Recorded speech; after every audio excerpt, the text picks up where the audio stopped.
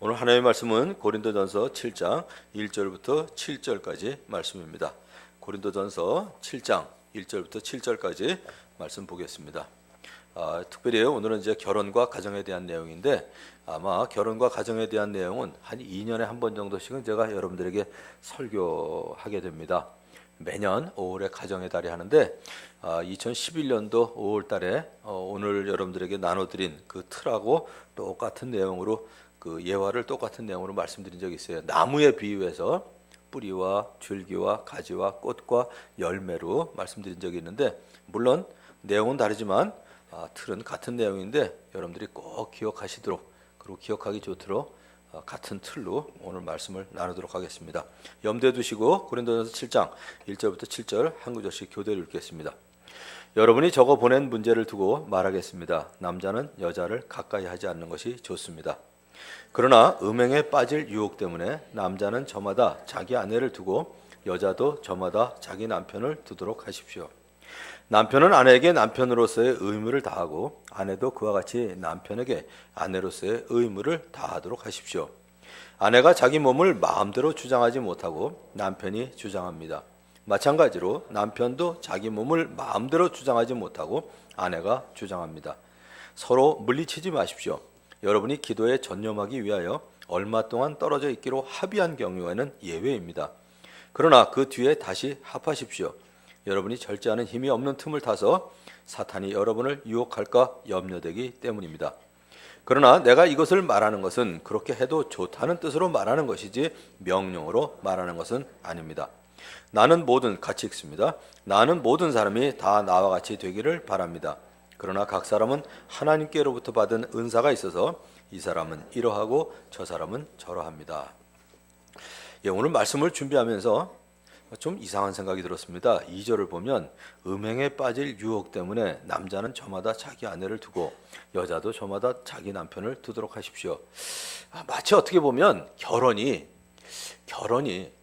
음행을 피하기 위해서 하는 게 결혼인가 겨우 좀 이런 생각이 들지 않으세요? 그런데 오늘 여러분들이 기억해야 될 것은 고린도전서 7장은 특별히 성적으로 문란하고 방종했던 고린도 교회를 향해서 쓴 편지입니다. 그걸 염두에 두고 쓴 책이 그 편지이기 때문에 결혼의 일반적인 원리는 또 다른 이제 성경 구절하고 같이 봐야 될 것 같아요. 우리나라가 도시화, 산업화, 그리고 핵가족화, 특별히 여성의 사회 진출 등으로 인해서 이혼율이 빠르게 지금 진행하고 있습니다. 빠르게 진행할 뿐만 아니라 제일 많이 이제 그 문제가 되고 있는 거는 문제라기보다는 아무튼 사회 현상 중에 하나가 한 20년 전, 글쎄요 10년 전만 해도 본인들이 이혼한 거에 대해서 이렇게 드러내기를 별로 좋아하지 않았습니다. 그런데 요즘은 글쎄요, 저도 몇 번 봤기 때문에 예를 들자면 수요일날 아침에 아침마당 같은데 수요일날인 것 같아요. 뭐 제가 매번 정해놓고 보는 게 아니기 때문에 참 어찌 보면 그분들도 사회에 적응하고 살아야 되고 한 인격체로 받아들이는 것 그거는 좋은데 또 한편으로는 모든 장점들은 항상 단점이 있어요. 조금 이혼을 편하게 하고 좀 이렇게 부추기는 그러한 그 경향도 있지 않나 그런 생각이 듭니다. 뭐냐면 꼭 혼자 되신 분들이 앞에 나와서 이제 자기 소개를 하고 때로는 이제 친구들, 친척들, 심지어 자녀들까지도 자기 아버지나 어머니를 막 이렇게 그 칭찬하는 내용이 나와요. 추천하는 내용이 가슴에는 이만한 명찰을 답니다. 아무개 이혼 14년, 아무개 이혼 4년, 심지어는 아무개 이혼 2년 뭐 이러고 그러고 나면 이제 그 다음에 막 전화가 오는 거예요. 그럼 그 다음에 이제 또 만나게 해줘요. 야, 진짜 세상 많이 변했다 이런 생각이 드는데 제가 보기에는 그런 그 문화 때문에 그 사회 현상 때문에 더 이혼율이 빠르게 증가하지 않나 이런 생각이 듭니다. 여러분 잘 아시는 대로 경제협력개발기구 보통 OECD라고 그러죠. 그 나라들 중에 우리나라가 이혼율 세계 3위에 이르고 있습니다. 그간 이혼과 관련해서 사회적으로 문제가 되었던 황혼 이혼 이 얘기는 또 많이 들으셨을 거예요. 그래서 남자들이 능력이 없어지면 이혼을 당하는 경우가 종종 있습니다. 제 주위에서도 뭐 친구들이 종종 그래요. 그래서 절대로 와이프 이름으로 통장을 만들지 마라. 뭐 이런 얘기들 해요. 은퇴하고 나면 잘린다 이러고요. 근데 요즘 또 새로운 말이 나온 거 이미 여러분들 뭐 다 아실 것 같은데 청년 이혼 이런 얘기 들어보셨나요? 요즘 나오기 시작하는 얘기예요. 24살 이전에 결혼했다가 그렇게 일찍 결혼한 사람들, 조기 결혼한 사람들이 요즘 이제 헤어지는 비율이 높습니다. 조기 결혼 부부를 뜻하고요. 그다음에 또 하나 생긴 게 있어요. 대입 이혼 이런 게 있어요. 자녀들이 클 때까지는 기다리는 거예요. 참고. 그런데 마음속에 뭐가 있냐면 우리 애들 대학교만 들어가 봐라. 너는 끝이다. 이러고 있는 거예요. 그걸 이제 대입 이혼이라고 얘기한답니다. 이런 얘기를 하고 있는 자체가 정말 마음 아픈 일이에요. 그런데 앞서 말씀드린 대로 이 도시화, 산업화, 그리고 핵가족화, 여성의 사회 진출 거기에다가 한 가지 더 부추기는 게 개인주의 확산인 것 같아요. 거의 요즘 뭐 전철을 타도 전부 다 이러고 있습니다. 심지어 어느 가족들하고 모일 때 이렇게 얘기하고 있어도요. 애들 보면 전부 옆에서 이러고 있거든요. 저는 그 꼴은 못 봐요. 그래도 어른하고 얘기할 때는 좀 이렇게 얘기를 듣고 집중해야지 그건 아니란다 그러고 점잖게 얘기해 주는데 또 앞에서 얘기하는 부모가 그럴 때 진짜 속상해요. 요새는 애들 다 그래요. 이러면 제가 속으로 그러죠. 그래 잘 키운다 잘 키워. 이제 그럴 때가 있어요. 그건 정말 아닌 것 같아요. 그건 아닌 것 같아요. 심지어 제가 그랬어요. 우리 아들 저 결혼시킬 때요. 며느리 될 사람 어른들하고 얘기하는데 휴대폰 들여다보고는 나는 나 절대로 며느리를 안 삼는다. 작정을 하기도 했어요. 작정을. 아무튼 개인주의 확산으로 인해서 이혼이 빠르게 증가하고 있고요. 2007년 최근 통계는 제가 찾을 수가 없어서 2007년 이 OECD 국가 중에 미국이 51% 그리고 스웨덴이 48%에 이어서 우리나라가 47.4%로 이혼율이 3위에 이르고 있습니다. 이혼이 늘어난 것 아마 우리나라의 91년 민법이 개정된 이후에 더 빨라진 것 같아요. 왜냐하면 여성이 이혼 후에 재산 분할권이 신설된 것. 그러니까 이제 여성의 경제적 지위가 향상이 된 거예요. 그게 또 하나는 IMF 관리 체제 이후에 경제적으로 뭐 궁핍해진 것도 있지만 상대적인 궁핍이 더 많은 것 같아요. 그리고 당사자 간의 합의로만 이혼이 가능한 협의 이혼 이런 그 제도적인 용이성이 아마 원인으로 꼽히지 않나 이런 생각을 합니다. 그래서 이혼율을 낮추기 위해서 정부에서도 애쓰고 있죠. 무슨 얘기를 하나요? 이혼 숙려 기간제. 그래가지고 그 기다리는 동안에 좀 해결됐으면 또 상담 권고제 거기다 이제 자녀의 양육 친권자 결정에 관한 협의서를 의무적으로 제출해야 되는 거. 그러는 동안에 뭐 조금 해결되는 수도 있으니까.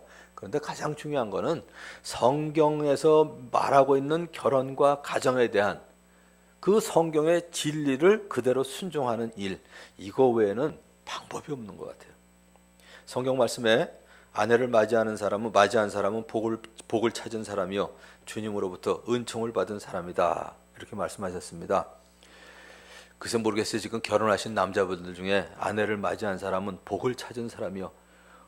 말도 안 돼. 이러시는 분들은 오늘 설교 들으시면서 꼭 회개하시기 바래요. 그리고 복으로 만드셔야 돼요.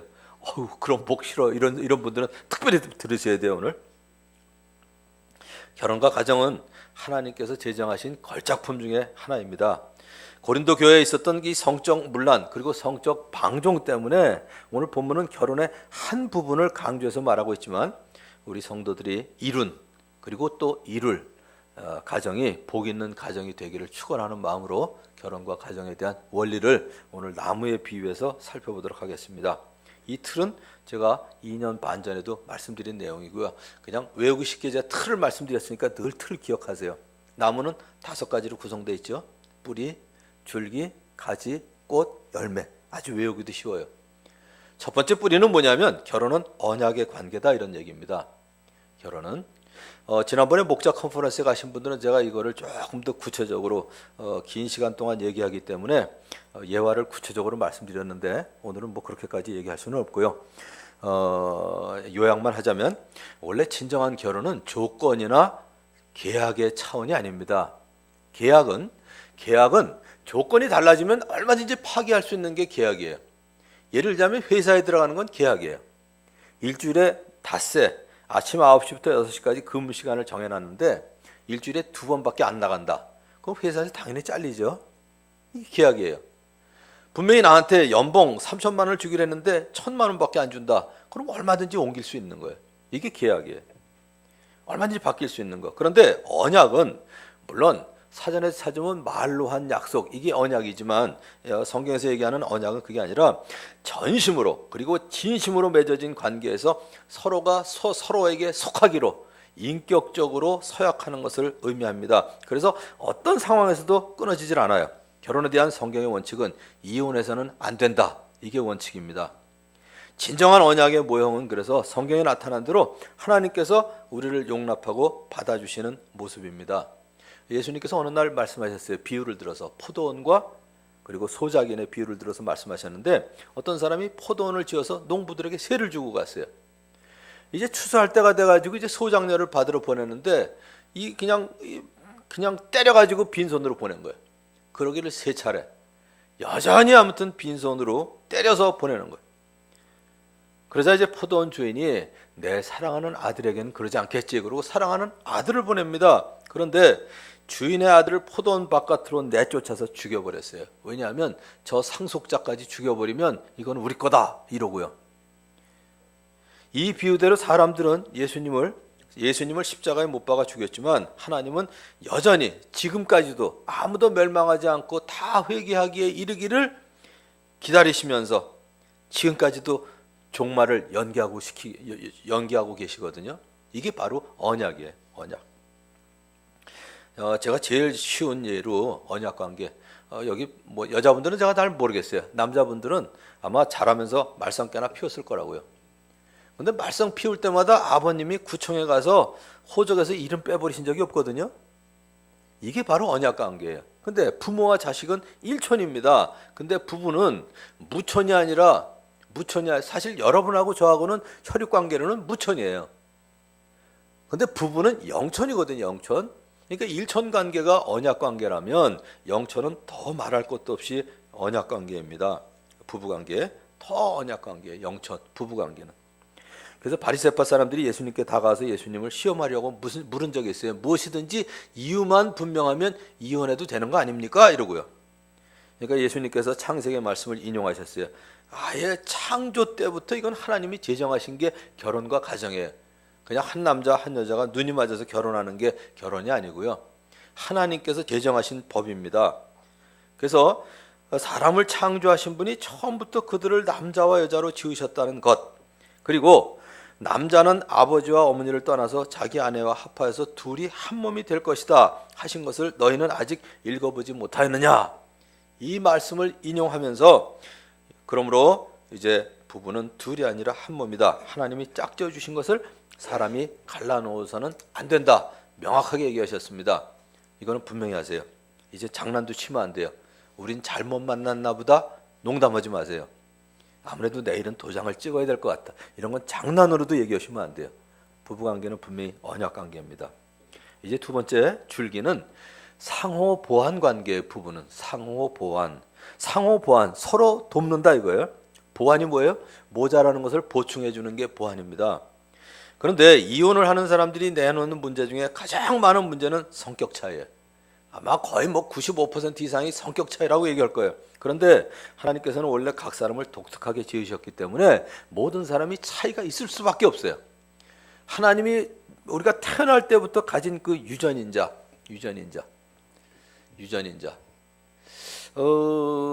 글쎄 공개적으로 이런 개인적인 걸 부탁해도 될지 모르지만 참 저는 제 손주를 볼 때마다 참 유전인자는 핏줄은 못 속인다, 이걸 많이 느껴요. 이렇게 놀다가도요, 어른들만 나타나면 그 구석으로 숨어요. 아마 여러분들 보셨는지 모르겠어요. 그래서 안 그런 애들한테는 그래도 되는데, 난 가끔 또 이렇게 장난치시는 분들이 그러고 또 이렇게 그러시는 분들이 있어요. 가뜩이나 애가 내성적이어서 어른만 보면 구석으로 숨는데, 그러니까 그땐 내가 너무 힘들어요. 근데 그때마다 내가 무슨 생각을 하냐면, 야, 너 어떻게 나하고 그렇게 똑같냐 이 생각을 하고요. 나하고 그렇게 똑같냐. 저는 어릴 때 정도가 아니라 중고등학교 때 옆 교실 문을 못 열었거든요. 친구를 만나러 가도 꼭 만나고 싶어도 뭐 하나 좀 빌리고 싶어도 옆 교실 문을 못 열었어요. 오늘 아침에도 그게 감사기도 제목이었었는데, 야, 저 같은 사람을 앞에 세워서 말씀을 전하게 하시는 하나님의 능력이 진짜 대단하세요. 제가 꼭 기도하거든요. 가나 혼인잔치에서 물로 포도주를 만드신 것보다 저를 이렇게 만드신 건 진짜 더 기적입니다. 제가 그래요. 그러니까 이 유전인자에 따라서 내향적인 사람도 있고 외향적인 사람도 있어요. 어떤 사람은 직관적으로 결정해요. 어떤 사람은 모든 감각을 다 이용해서 결정하는 사람도 있고요. 그러니까 어떤 사람은 빨리 결정하고 어떤 사람은 천천히 결정합니다. 한 사람은 생각을 많이 하고 판단하는 데 비해서 어떤 사람은 감정에 의해서 판단을 합니다. 근데 어느 누가 옳고 그런 게 아니거든요. 어느 누가 옳고 그런 것도 아니에요. 서로 다를 뿐이에요. 틀린 게 아니라 다르다. 어떤 사람의 장점은 그런데 그 장점으로 인해서 그게 반드시 단점이 돼요. 꼼꼼한 사람은 남을 비판하는 생각이 있고요. 또 시원시원한 사람은 뒷마무리가 부족한 게 있고요. 장점은 반드시 단점을 수반해요. 어떤 게 옳고 그르다 이게 아니라 서로 다를 뿐이에요. 더구나 남자와 여자는 심리적으로 다르고 사회적으로 다르고 생리적으로 달라요. 한 가지 하나님의 형상을 닮았다는 점에서는 동등합니다. 거기다가 남자 여자는 그리스도 안에서 하나라고 성경은 분명히 얘기해요. 그래서 남전여비 사상도 잘못된 거고요. 제가 두 가지를 가르쳐 주죠. 남자는 존귀하고 여자는 비천하다. 이것뿐만 아니라 남자가 존재하려면 여자의 비율을 맞춰야 된다. 이 두 가지를 꼭 기억하도록 하는 게 그래요. 남전여비 이것도 인간의 죄악에서 나온 거고 여성 해방운동도 역시 세상적 방법으로 그에 대항해서 해결하려는 것입니다. 그런데 남편과 아내는 하나가 되기 위해서 질서는 필요로 해요.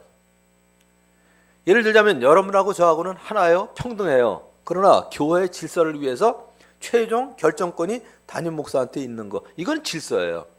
누가 위아래가 아니라 이건 질서거든요. 질서. 남편은 아내를 사랑하고 아내는 남편에게 복종하는 것 그게 바로 질서입니다. 이런 질서 가운데 서로 돕는 아름다운 가정을 이루시는 여러분들이 되시기를 주님의 이름으로 축원합니다. 하나님께서 남자를 만드신 다음에 남자가 혼자 있는 것이 좋지 않으니 그를 돕는 사람 곧 그에게 알맞은 짝을 만들어주겠다 하시면서 여자를 만들어주셨습니다. 하나님께서 남자에게서 뽑아낸 갈빗대로 여자에게서 만드시고 여자를 남자에게로 데리고 오셨을 때 남자가 이렇게 얘기합니다. 여러분들 아마 개역성경으로 더 익숙하실 거예요. 내 뼈 중에 뼈, 내 살 중에 살. 새 번역에는 이렇게 돼 있어요. 이제야 나타났구나 이 사람. 뼈도 나의 뼈, 살도 나의 살. 남자에게서 나왔으니 여자라고 부를 것이다. 이렇게 얘기했습니다. 그래서 남자는 아버지와 어머니를 떠나서 아내와 결합하여 한 몸을 이루고 서로 돕는 관계가 되는 것입니다. 제가 결혼식 주례할 때마다 하는 게 있어요. 신랑을 제가 아버지랑 꼭 같이 입장을 시켜요. 보통은 신랑은 혼자 걸어 들어와요. 그리고 마지막에 제가 주례할 때가 아니고 남들이 이렇게 주례할 때 가서 보면 마지막에 인사시킬 때 어떻게 해요? 먼저 신부 아빠 엄마한테 인사를 시켜요. 이렇게 곱게 길러주셔서 결혼하게 해주시니 감사합니다. 그런데 문제는 뭐냐면 신랑 아버지 어머니한테 절을 할 때 꼭 그 문구가 마음에 안 들어요. 이렇게 저를 한 가족으로 맞이해 주셔서 이렇게 기도하고 이렇게 이제 인사를 하거든요. 전 그거 아닌 것 같아요. 왜 여자는 시집을 가서 시댁으로 가서 꼭 그 집의 식구가 돼야 되냐 이거예요. 그건 성경적이 아니에요. 한 남자가 또 한 여자가 그 부모를 떠나서 둘이 결합하여 한 몸을 이루는 그게 가정이지 이 집 식구가 되는 게 아니거든요. 이 집 식구가 뿐만 아니라 이 집 식구도 되는 거죠. 신부의 식구도 되는 거고 신랑의 식구도 되는 거지 꼭 신부만 그 자기 친정을 떠나서 시댁 식구가 되는 게 아니거든요. 그런 의미에서 제가 신랑을 꼭 아버지하고 같이 입장을 시켜요. 그래서 그 앞에서 악수하고 허깅 한번 해주고 그 다음에 손은 들고 떠나보내라고요. 떠나보내라고. 그래서 신랑 신부 아버지한테 인사할 때도 그래요. 저를 이렇게 멋있게 길러주셔서 한 가정을 이루게 하시니 감사합니다. 그러고 절하라고 그래요. 그게 바로 이제 결혼의 올바른 모습입니다. 그래서 세 번째 가지로 가면 결혼에는 긴밀한 의사소통이 필수예요. 서로 다르기 때문에 우리는 서로 다르면 말이 안 통해 그러고 말을 안 해요. 그런데 사실은 서로 다를수록 얘기를 더 많이 해야 되거든요. 서로 의사가 뭐 좀 마음이 통하면 얘기를 안 해도 서로 알 수 있는데 서로 다르기 때문에 얘기를 해야 돼요. 남편과 아내 서로 다른 게 한두 가지가 아닙니다. 우선 남자와 여자의 차이가 있어요. 성격이나 자라온 배경의 차이가 있고요. 거기다가 가치관이 다르죠. 습관 다르죠. 사고방식이 다르죠. 감정이 다르죠. 다른 게 너무 많아. 결혼하기 전에는 이런 착각을 하죠. 우린 비슷한 게 너무 많아요. 그러고 결혼식 주례해달라고 미리 와서 인사를 합니다. 뭐 일주일 전, 길게는 뭐 한 달 전에 와서. 제가 제일 많이 듣는 얘기가 그거예요. 둘이 정말 닮은 것 같아. 이렇게 이제 뭐 닮은 게 한두 개가 아니죠. 눈 두 개 닮았죠. 코 하나. 그래서 거짓말은 아니야. 그리고 두 사람이 좀 이렇게 다 함께 살라는 뜻으로 제가 꼭 아무튼 뭐 입에 발린 뭐 얘기가 아니고 정말 그렇게 살도록 그렇게 내가 축하를 해줘요. 둘이 참 이미지가 비슷하네. 그러고. 그러면 이제 저희 진짜 그 같은 점이 너무 많대. 물론 그럼 좋죠. 제가 속으로 얘기, 그게 착각이란다. 그러고. 게다가 장미와 달빛만을 기대하면서 결혼을 합니다. 장미와 달빛만을. 근데 문제는 결혼하고 신혼여행을 다녀오면 바로 설거지하고 청소가 수반돼요. 거기다 얼마 후에 뭐가? 기저귀가 수반되고요. 애 우는 것 때문에 밤잠을 못 자는 거. 이거를 사실은 예상을 해야 문화 충격을 덜 받게 된다는 사실을 우린 꼭 알아야 돼요. 가끔 주책 없는 남자들이 있어요. 초등학교 들어갈 때까지는 어디 가서 길러 갖고 왔으면 좋겠다. 이러는 남자들도 있어요. 이런 건 맞아야 돼. 진짜 도시락 싸갖고 다니면서 맞아야 돼. 갇히기를 생각은 안 하고 전혀 그러니까 예상을 안 한 거예요. 아니 초등학교 다니면 편해요? 그때부터 이제 정신적인 문제까지 또 같이 따라와요. 애들 어릴 때는 육체적으로나 고달프죠. 초등학교 거기다가 그러면 다 길러가지고 결혼할 때 내가서 데리고 오면 그럼 될까요? 그때는 아버지 쳐다보지도 않아요. 자기가 독립해서 살 수 있는데 아버지를 왜 쳐다보겠어요? 이게 착각이에요. 착각. 그래서 모든 인간관계에 필수적인 것이지만 특별히 부부관계의 의사소통은 필수입니다. 부부간에 의사소통이 되지 않으면 어떻게 될까요? 일단은 무시하게 돼요. 말이 안 통하면 무시합니다. 무시하기 때문에 말 안 하는 거예요. 저런 인간하고는 이 얘기가 안 통해. 무시하기 때문에 말을 안 하고 말을 안 하면 무시하게 되고요. 그러면 점점 말이 통하지 않게 돼서 그 다음엔 마음이 통하지 않게 돼요. 말이 통하지 않으면 마음이 통하지 않습니다. 마음이 통하지 않으면 어떻게 돼요? 쉽게 상처가 돼요. 그리고 감정이 쌓여요. 애들하고 어른하고 차이가 뭐냐면 애들은 싸워도 생각이 깊지 않기 때문에 금방 풀어져요. 그러니까 우리 애들도 2살 차이인데 싸우면 이건 방학 때 하나는 이 집 보내고 하나는 저 집 보낼까? 이러는데 한 10분 15분 있으면 또 깔깔거리고 놀아요. 저것들 싸울 때는 언제고? 이런 얘기 안 해봤나요? 그게 왜 그러냐면 생각이 깊지 않기 때문에 상처도 깊지 않아요. 그냥 해결돼요. 근데 어른들은 안 그래요. 사소한 거 가지고 싸우는 건 똑같아. 애들하고 싸움 시작하는 거 보면 사소한 거 가지고 싸우는데 이게 상처가 깊어요. 그러니까 애들처럼 금방 잊어버리는 게 아니라 꼭 기억하고 있으면서 지능적으로 복수를 해요. 이 어른들은. 그게 문제예요. 그게.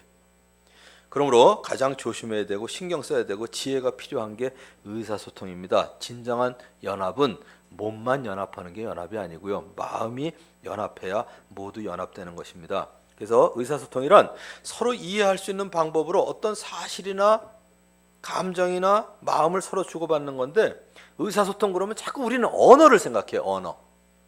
근데 언어는 7%밖에 차지 안 해요. 언어는 똑같은 언어라도 소리, 억양, 속도를 어떻게 하느냐에 따라서 38%가 차지하고요. 거기에 이제 눈빛이나 얼굴, 머리, 손짓, 발짓, 몸을 통해서 이 비언어를 통해서 55%가 전달이 됩니다.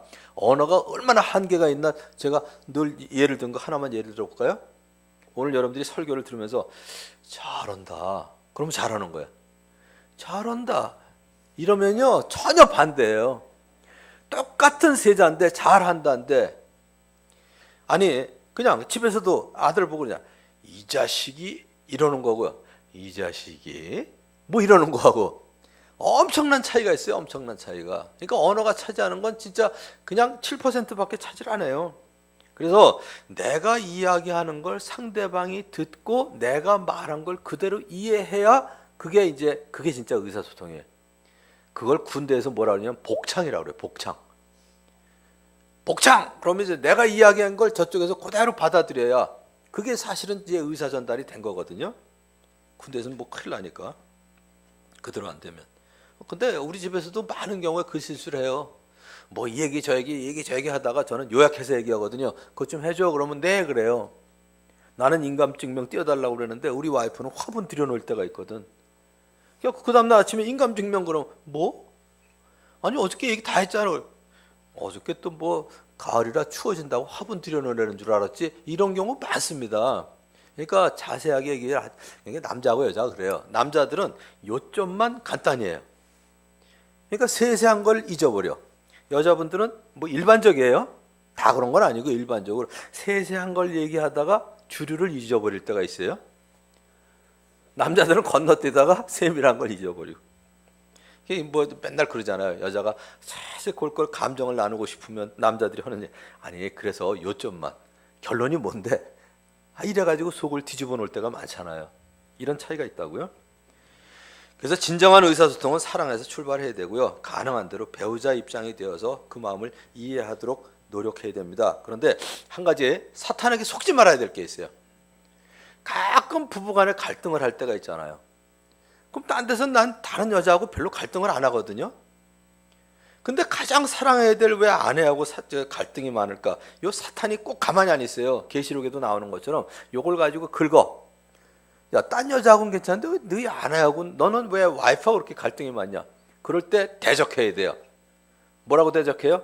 그럼 내가 우리 와이프하고 갈등이 제일 많지. 옆집 여자하고 갈등이 있어야 되냐? 이러고 대적하시는 거예요. 전 옆집 여자하고 갈등 없어요. 옆집 여자하고 갈등 가끔 있다. 내가 나왔는데 동시에 나올 때 내가 앞에 갈까? 먼저 보내고 뒤따라 이 정도 갈등 외에는 없어요. 내가 갈등할 게 뭐가 있어요? 옆집 여자하고 갈등을 해도 문제고요. 옆집 남자하고 갈등을 해도 문제예요. 부부간의 문제가 예를 들어서 다운교회 성도들은 어떤 담임 목사하고 갈등이 제일 많으세요? 저하고 갈등이 제일 많지 않아요? 아무리 요새 뭐라 그래도 사랑의 교회 오정현 목사님하고 여러분들 갈등 있어요? 없어. 뭐 요새 제일 많이 나오는 뭐 제자교회 정삼진 목사하고 갈등 있어요? 없어요. 가장 사랑해야 될 그리고 가장 하나가 돼야 될 사람이 갈등이 제일 많은 거예요. 그건 정상이에요. 그래서 사탄이 그걸 가지고 자꾸 유혹을 하고 이상한 소리 하면 그거 대적하세요. 야, 그럼 내가 와이프하고 좀 갈등이 많지. 우리 교회 뭐 딴 집사하고 갈등이 있어야 되냐? 이러고 이게 대적이에요. 이게 대적. 가장 가까우면서 하나가 돼야 될 사이이기 때문에 갈등이 제일 많아요. 그래서 갈등을 없애려고 하지 마세요. 절대로 안 없어져요. 그 갈등을 어떻게 건설적으로 해결하느냐, 이걸 자꾸 개발해야 돼요. 자, 네 번째는 결혼 관계에서의 성은 하나님의 축복이다 이거예요. 꽃. 이건 아예 세미나를 통해서 이렇게 자연스럽게 했으면 좋겠는데 마침 여기 고등학교 이하 학생이 없기 때문에 조금만 진도를 나갈게요. 인격적으로 한 남자하고 한 여자가 결혼이라는 과정을 통해서 법적으로 한 가정을 이룬 남편과 아내 사이에서 나누어지는 성이야말로 진짜 이건 성스러운 거예요. 그게 아닐 땐 상스러운 게 돼버려요. 남편과 아내에게 주신 하나님의 축복입니다. 하나님의 창조 원리예요. 하나님께서 성을 통해서 온전한 연합을 맛보도록 하셨어요. 한마디로 얘기해서 성은 자식을 낳도록 주신 수단이 아니고요. 그것도 들어가요. 거기에 뭐가 들어가냐면 성을 통해서 온전한 연합을. 그래서 남편과 아내는 전적으로 배우자를 위해서 자기의 몸을 보존할 줄 알아야 되고 서로 즐거워해야 되고요. 또 필요가 채워지도록 하신 거예요. 지 필요만 채우려고. 필요를 채우는 게 아주 나쁜 건 아니에요. 상대방을 생각 안 하고 자기 필요만 채우는 게 문제지. 그래서 서로에게 즐거움과 만족을 주도록 노력해야 됩니다. 그래서 아가서에서 그런 노래를 부르는 거예요. 나는 임의 것 님이 그리워하는 사람은 나. 이렇게 이제 얘기하는 거예요. 정말 이런 노래가 여러분들 가정에 꼭 퍼졌으면 좋겠어요. 이것도요, 마음이 없더라도 자꾸 하세요. 하다 보면 그 마음이 생겨요. 한 번만 따라해 보실래요? 나는 님의 것. 아니 옆에 있는 와이프를 쳐다보고 얘기를 해야지. 그리고 남편 날 쳐다보고 얘기를 해. 나는 네? 나는 님의 것. 그러시면 안 돼요. 특별히 여자분들은 지금 날 쳐다보시면 안 돼. 옆에 남편 쳐다봐야지. 님이 그리워하는 사람은 나. 그렇지. 옆에 쳐다보고 해야지 그렇게. 이런 노래가 집에 울려 퍼져야 돼요. 이를 통해서 또 자손도 얻도록 하셨어요. 시편 127편에 보면 자식은 주님께서 주신 선물이요 태 안에 들어있는 열매는 주님이 주신 상급이다. 여기 보시면 자식은 주님께서 주신 선물이다 그랬어요. 은사다 그런 거예요. 은사. 축복이라고 얘기를 안 했거든요. 그건 이따가 이제 얘기할게요. 성생활에 대해서 중요한 실제적인 원리 하나만 여러분들에게 소개할게요. 자세히 안 들어갈게요. 이게 세미나가 아니고 이게 설교니까 내가 아주 답답하네. 깊이 들어가지는 못해서 자연스럽게 해야 되는데 하나만 그래도 얘기하자면 성생활을 하는 요일이나 날짜를 반드시 정하시라는 거예요. 제가 이 얘기를 하면 여러분들이 그런 오해를 해요. 제가 원래 이제 목회하기 전엔 기계 전공을 해서 어떻게 성생활도 기계적으로 하냐? 아니에요. 예를 들어서 교회나 회사에서도 중요한 회의가 있을 때는 시간을 정해 놓습니다. 중요한. 그런데 성생활은 단순한 육체 관계가 아니에요. 전인적인 인격 관계가 돼야 돼요. 그래서 서로 계획을 세워놓고 인격적인 대화가 오가고 서로 인격적으로 존중하고 기대하는 가운데 이루어져야 정상이에요. 이것 때문에 많은 사람들이 갈등이 많아요. 근데 차마 얘기는 안 해. 왜냐하면 남자하고 여자가 서로 다르거든요. 뭐 쉽게 얘기하자면 남자들은 완전히 이게 백열전구 같아요. 아무 때나 키면 들어와. 끄면 그냥 꺼져. 이게 흙으로 만들어서 그런가 봐. 여자는 재질이 조금 좋거든요. 뼈로 만들어서 봉은 차이나. 조금 대리미 같아서 서서히 뜨거워지고 서서히 식어요. 요거 하나만 이해해도 남편과 아내가 훨씬 조절하기가 쉬운데 아무 때나 이게 불이 들어오는 거예요, 남자들이. 그러니까 이게 안 맞아요. 또 어떤 때는 내가 기대했는데 아내가 전혀 생각 안 할 때가 있고 어떤 때는 아내가 기대하고 있는데 내가 냉담할 때도 있잖아요. 그러니까 이런 중요한 육체 관계가 아니라 전인적인 인격 관계라면 요일을 정하세요. 화목하게 화요일, 목요일 하셔도 좋고 뭐 신혼부부 같으면은 뭐 3번 주 안에서 화목하시면 되죠. 주일, 화요일, 목요일. 그러다가 뭐 기운 없으시면 화끈하게 화요일만 하시면 되고 그래도 기운 없으면 음력 보름날만 하시고요. 더 기운 없으면 결혼 기념일만 하세요. 그렇다도 요일을 정해놓으면 서로 기대하고 서로 존중하고 그 전에 좀 인격적인 대화라든지 뭐 이렇게 좀 안아준다든지 이런 인격적인 관계가 형성된 다음에 이루어져야 된다. 이것만 분명히 하시면 되고 자세한 거는 제가 우리나라에 나온 책 중에 한 권만 제가 소개해 드릴게요. 왜냐하면 온갖 책들은 너무 지저분해. 그런데 교회에서는 또 점잖게는 너무 얘기를 안 해. 그래서 요거를 의사면서 목사이면서 심리학자이신 분이 쓴 책 꼭 한 권 할 게 있어요. 최근에 한번 여러분들이 보신 거 화성에서 온 남자, 금성에서 온 여자 여기까지는 좋은데 그 다음에 한 권 더 나온 게 있어요. 뭐 침실 가꾸기. 그 책은 우리 문화에는 안 맞아요. 팀 라헤이라고 목사이면서 심리학자이면서 의사가 쓴 게 있는데 조금 오래된 책이에요. 근데 그것처럼 구체적으로 또 경건하게 쓴 책이 아직은 없는 것 같아. 아름다운 애정생활. 우리나라에서는 그렇게 점잖게 했어요. 70년대에 나온 책이에요. 지금 아마 새로 뭐 아마 나왔을 텐데 아름다운 애정생활이라고 그 책은 꼭 보셨으면 좋겠어요. 왜냐하면 이 소재가 있으면 얘기하기가 좋아요. 근데 이 소재가 없이 그냥 얘기하면 맨날 그런 얘기 한다고 꼭 뭐 밝히는 사람 같잖아. 그러니까 이 책을 같이 보면서 이야기를 하시면 이야기하시기가 좀 편해요. 자, 마지막 5번째. 결혼의 열매는 가정 공동체를 이루는 겁니다. 가정 공동체. 많은 사람이 결혼의 열매는 뭘까요? 그러면 자식 그래요.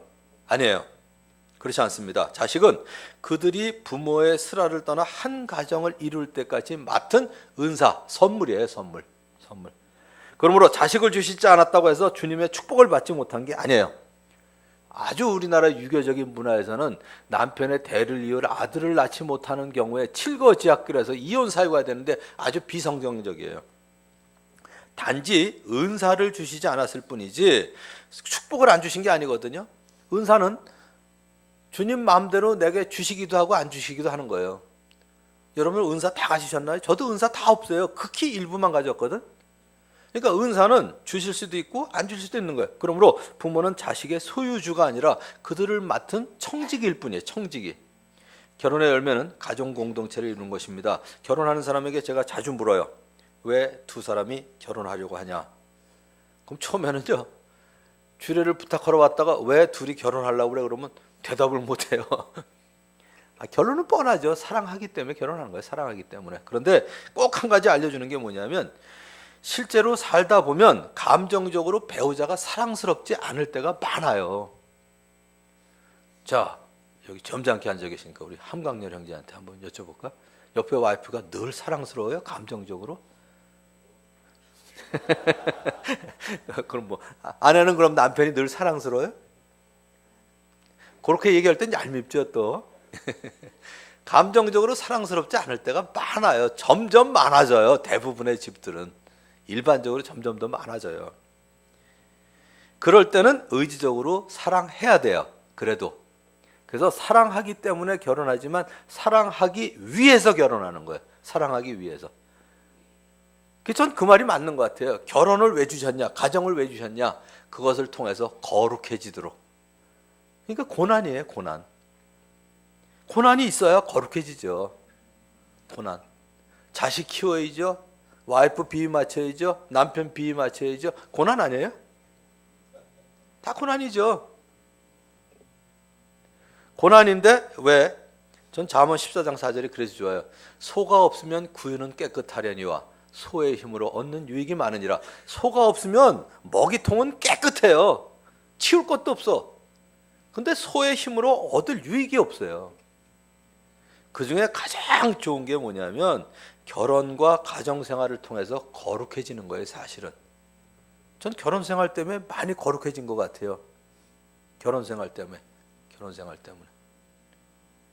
뭐 저희 아내도 저한테 고난을 많이 줬을 거고 저도 저희 아내를 많이 고난을 줬을 거고 그걸 통해서 거룩해지는 거예요. 점점 참는 법들을 기르고. 그래서 사랑장이라고 알고 있는 고린도전서 13장 제가 읽어볼 테니까 보세요. 전부 의지적인 사랑이에요. 사랑은 오래 참고 친절하고 시기하지 않고 뽐내지 않고 교만하지 않고 무례하지 않고 자기의 유익을 구치 않고 성내지 않고 원한을 품지 않고 불의를 기뻐하지 않고 진리 함께 기뻐하고 심지어 제일 마지막에 뭐라는지 아세요?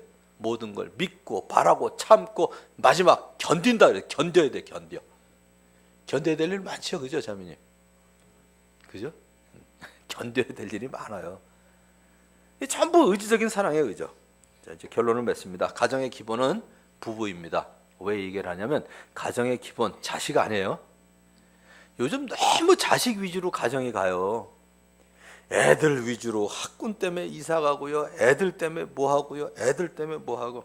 근데 기본은 부부예요. 무엇보다도 진리와 사랑을 중심으로 가정을 세우고 유지시켜 나갈 수 있도록 남편과 아내가 노력하는 게 필요합니다. 저는 퇴근했을 때도 우리 애들 어릴 때부터 애들한테 먼저 표현 안 했어요. 저희 아내에게 반드시 표현했어요. 그리고 그 다음에 이제 애들한테 해줬어요. 어릴 때부터 내 우선순위는 물론 주님이시죠. 첫 번째는. 두 번째는 아내라는 사실을 애들 어릴 때부터 보여줬거든요. 어릴 때부터. 그게 필요해요. 가능한 대로 진리와 사랑이 무엇인지 깨달아 알고 사랑과 믿음과 소망으로 가정을 이끌어 나간다면 영적인 축복을 많이 누릴 수 있습니다. 그 다음에 뭘로 유지되냐? 자녀 사랑으로 유지되지는 않아요. 저는 부모 공경으로 가정은 유지된다고 봐요. 왜냐하면 내가 우리 부모를 공경하면 애들도 그걸 보고 나를 공경해요. 근데 내가 애들 위주로 키우면 나중에 그 애들이 커서 우리 아빠 엄마가 얼마나 나 위주로 키웠는데 나 부모 공경해야 돼 이럴까요? 아니에요. 보고 배운 대로 걔네들도 자녀 중심으로 가요. 여러분들 진짜 늙은 다음에 행복하시려면 부모 공경부터 하세요. 자녀 위주로 키우시면 여러분들 나중에 찬밥 되세요. 걔들도 나중에 자녀 위주로 키울 거거든. 그렇잖아요. 그건 본대로 하죠. 본대로 해요. 가끔 우리 집에서 그래요. 저희 어머니가 문막에 계시기 때문에 적어도 한 달에 한 번은 제가 꼭 뵙고 오는데, 애들 어려서 갔다 오면서 병 나면 어떡할까, 갓난아기가 있어도 어쨌든 데리고 가요. 데리고 가는 이유는 그래요. 부모 공경하는 법을 보여주려고요. 이건 강의 가지고 안 돼요. 부모 공경은 보여주는 방법밖에 없어요. 보여주는 방법밖에. 그래서 가정은 부모 공경을 통해서 유지됩니다. 그래서 우리의 오늘이 있도록 사랑의 수고를 아끼지 아니하신 우리 부모님 공경하는 일 게을리하지 않으셔야 돼요. 순종은 안 할 수도 있어요. 주님 뜻에 안 맞는 걸 요구하시면 제가 순종은 안 해요. 그래도 그런 경우에도 공경은 어느 때든지 해야 돼요. 물론 배우자의 부모님께도 내 부모님께 하는 것처럼 똑같이 해야 되죠. 그리고 이제 가정의 사명이 자녀를 바르게 양육하는 거예요. 부모 공경을 통해서 제가 정의내린 건 그래요. 가정은 부모 공경을 통해서 유지되고, 가정의 사명, 부부의 사명은 자녀를 올바로 키우는 거고, 그래서 각 가정에서 이루는 이 가정 공동체가 사실은 사회 공동체의 귀한 모델이 되어야 합니다. 가정은 하나님이 설계하시고 만드신 하나님의 걸작품입니다. 여러분들의 가정 하나님이 보시기에 심히 좋았더라. 야, 정말 내가 만들어도 너무 잘 만들었다. 이렇게 하나님이 좀 감탄하실 수 있는 걸작품 되도록 만들어 가시기를 주님의 이름으로 축원합니다. 기도하겠습니다. 하나님 아버지, 이제 오늘 본문 고린도전서 7장 말씀 기억하면서 저희가 가정에 대해서 다시 살펴보았습니다. 아버지 하나님, 이 문화가, 이 사회가 점점 타락해 갑니다. 진리에서 벗어납니다. 아버지 하나님, 이러한 때 우리 성도들 한 사람 한 사람 자신의 가정을, 또 자신의 삶을 돌아보게 하시고, 하나님이 만드신 그 원리에 맞춰 나가는, 내 상황에 성경을 적용하는 것이 아니라 성경의 원리에 하나하나 순종해 나가는 그러한 삶을 살도록 주님께서 축복해 주시옵소서. 정말 부부가 하나 되게 하시고, 이 부부의 하나 된 모습을 통해서 자녀들이 진리 안에서 아름답게 건강하게 커갈 수 있도록 축복해 주시옵소서. 예수님의 이름으로 기도합나이다. 아멘.